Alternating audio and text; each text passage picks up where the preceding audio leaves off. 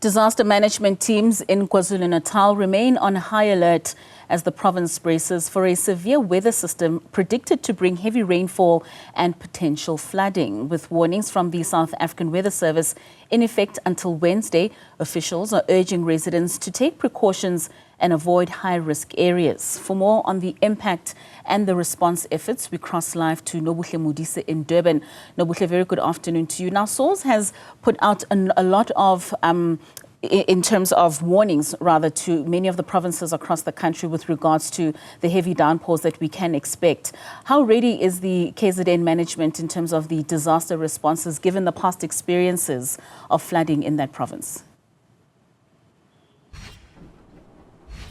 Afternoon, Katleho. So the Cooperative Governance and Traditional Affairs Department held an emergency meeting with the Joint Operation Committee, which essentially comprises of certain government departments and stakeholders like SANROL to discuss the kind of response, that they have in case there are any incidents. Now, we know that they've said that, they are quite ready should anything happen. So, for example, if there is mass-scale flooding, there are halls and schools that are available for people to be evacuated to. So far, we haven't heard of any incidents that have taken place in the province, except, of course, for that accident that happened late last night on Van Riemen's Pass on the N3, where unfortunately 18 people died in a collision that involved a truck, a motor vehicle, a light motor vehicle, as well as a taxi. And we understand that 13 of those were adults and 5, unfortunately, were children. And that's the main concern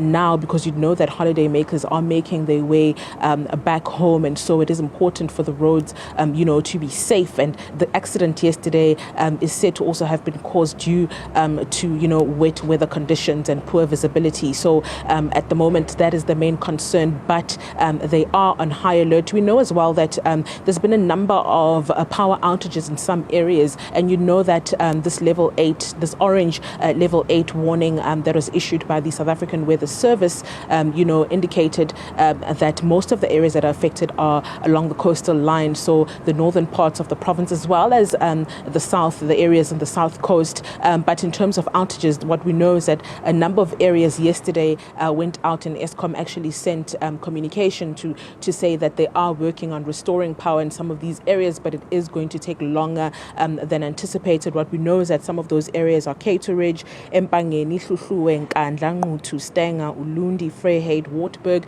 Those are some of the areas that were reported on yesterday, not knowing if today more areas, have experienced outages. There are some that have experienced outages but haven't been communicated yet. So those are the kinds of things that the province is dealing with. And they've essentially warned, residents of the usual, to stay clear of low-lying bridges or low-lying areas that are prone to flooding, to ensure that when they drive, their headlights are on, the windscreens are clear of any obstructions, and to just drive at a safe following distance and, stay clear, number one, of those areas that are low-lying areas. And we know that most of the times when there are natural disasters, especially in the KwaZulu-Natal province, low-lying areas are the ones that get impacted the most, as well as when you go into the cities, for example, eThekwini, where there's the issue of urban migration. There, the issue is that people erect, they corrugated iron structures on land that is, for example, swamp area. And so when there's heavy rainfall or flooding, they are the ones that are first affected.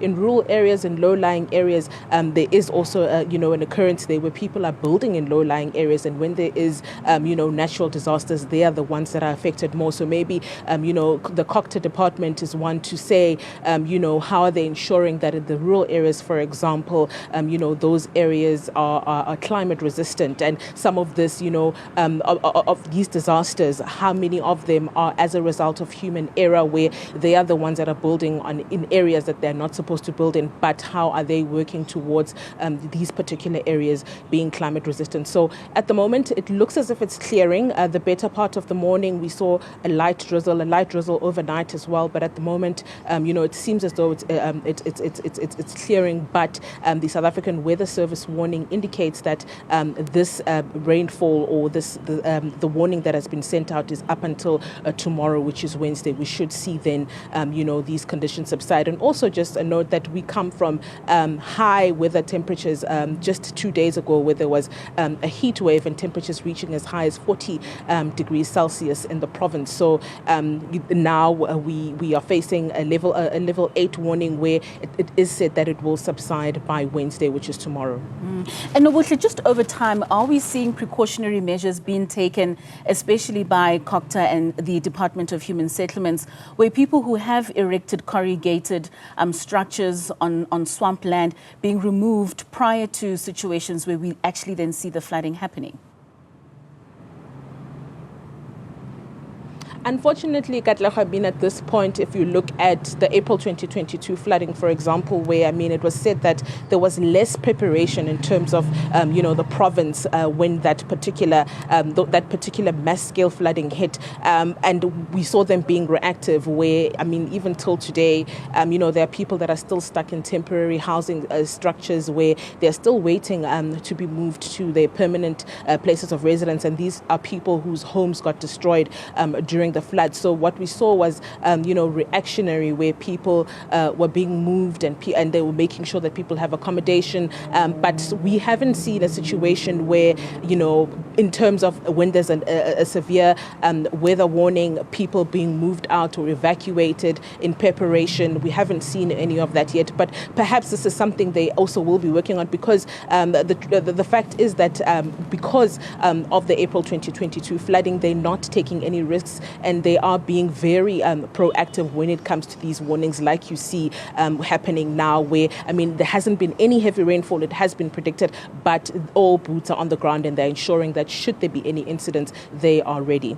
All right, Nobuhle Modise, thank you for bringing us that update straight from Durban, speaking to us there about the KZN disaster management teams and the precautionary measures that they are taking before the warnings of the heavy downpours that are expected in that province. Now, still